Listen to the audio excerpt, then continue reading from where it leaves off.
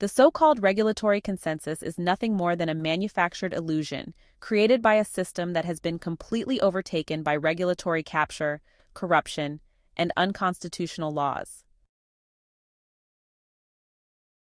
Regulatory bodies are in consensus about protecting industry, not public health.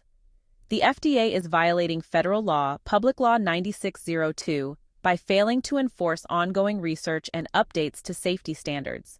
The FCC's guidelines were ruled insufficient in federal court in 2021, yet they remain unchanged. The National Toxicology Program, or NTP, was shut down immediately after finding clear evidence of cancer risk from RF radiation, a textbook example of scientific suppression. The WHO has been compromised. Trump's decision to pull the U.S. out of the World Health Organization underscores how deep the corruption goes at the global level. How the system covers up scientific truth. They run a study, it finds health risks, and they immediately defund it.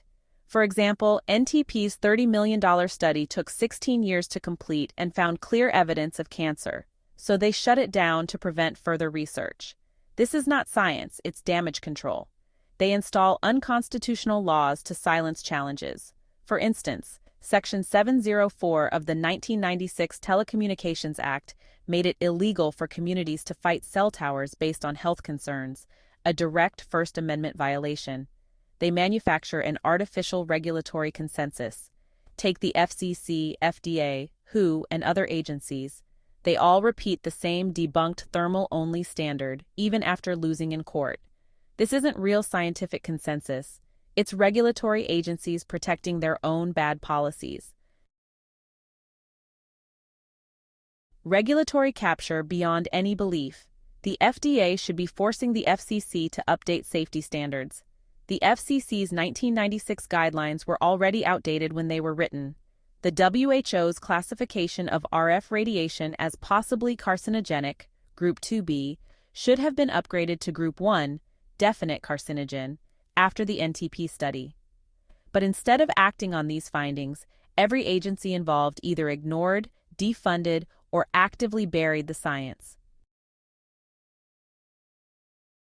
This isn't just negligence, it's systematic suppression.